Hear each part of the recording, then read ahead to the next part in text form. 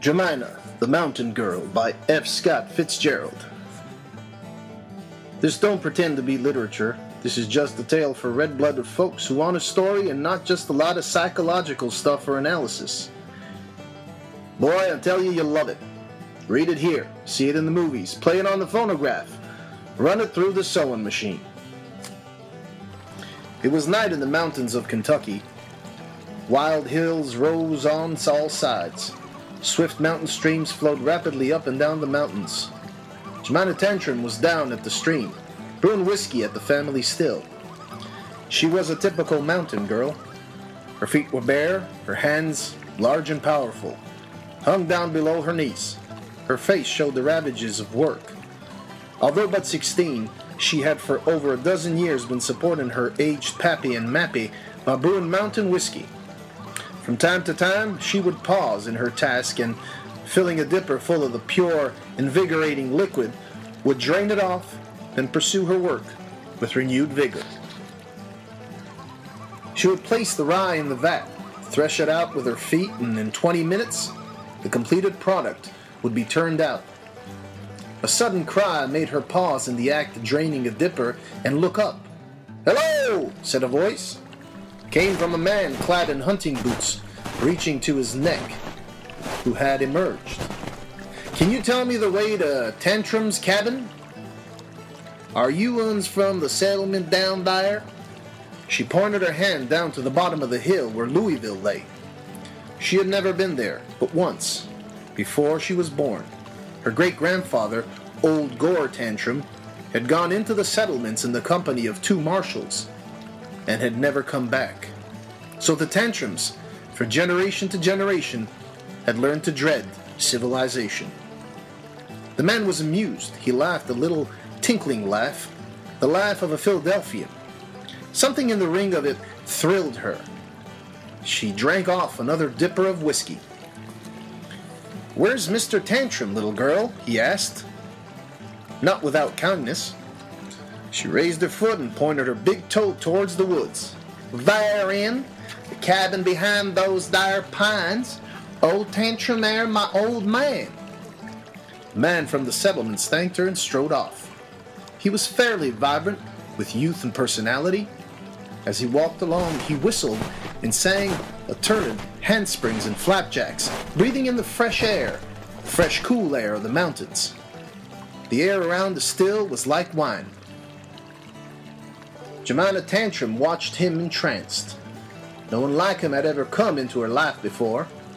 She sat down on the grass and counted her toes. She counted 11. She had learned arithmetic in the mountain school. 10 years before, a lady from the settlements had opened a school on the mountain. Jemina had no money, but she had paid her way in whiskey, bringing a pailful to school every morning and leaving it on Mrs. Lafarge's desk. Miss Lafarge had died of delirium tremens after a year's teaching, and so Jemina's education had stopped. Across the still stream, still another still was standing. It was that of the Doldrums. The Doldrums and the Tantrums never exchanged calls. They hated each other. 50 years before, old Jem Doldrum and old Jem Tantrum had quarreled in the Tantrum cabin over a game of slapjack.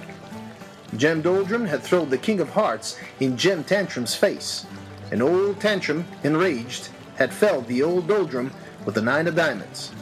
Other Doldrums and Tantrums had joined in, and the little cabin was soon filled with flying cards. Harstrom Doldrum, one of the younger Doldrums, lay stretched on the floor, writhing in agony. The Ace of Hearts crammed down his throat. Jem Tantrum, standing in the doorway, ran through suit after suit, his face alight with fiendish hatred. Old Mappy Tantrum stood on the table, wetting down the Doldrums with hot whiskey. Old Heck Doldrum, having finally run out of trumps, was backed out of the cabin, striking left and right with his tobacco pouch and gathering around him the rest of his clan. Then they mounted their steers and galloped furiously home.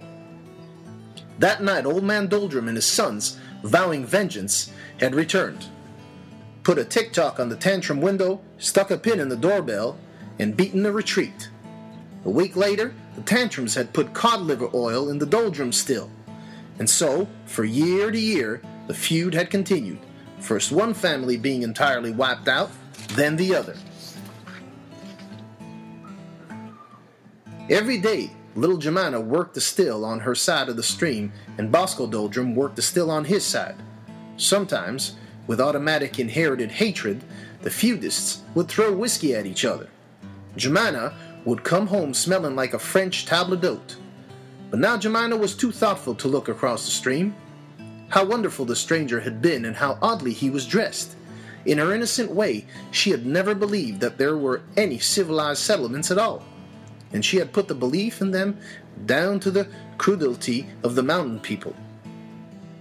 She turned to go up to the cabin, and as she turned, something struck her in the neck. It was a sponge thrown by Bosco Doldrum, a sponge soaked in whiskey from his still on the other side of the stream.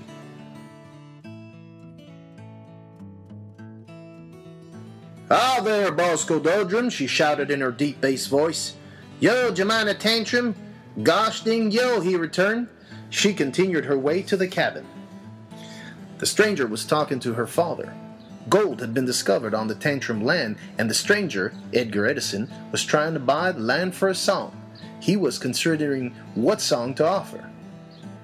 She sat upon her hands and watched him. He was wonderful. When he talked, his lips moved. She sat upon the stove and watched him. Suddenly, there came a blood-curdling scream. The Tantrums rushed to the windows. It was the Doldrums. They had hitched their steers to trees and concealed themselves behind the bushes and flowers, and soon a perfect rattle of stones and bricks beat against the windows, bending them inward. "Father, father!" shrieked Jemina.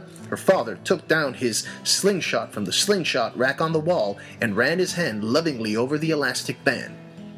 He stepped to a loophole. Old Mappy Tantrum stepped to the coal hole. The stranger was aroused at last. Furious to get at the Doldrums, he tried to escape from the house by crawling up the chimney.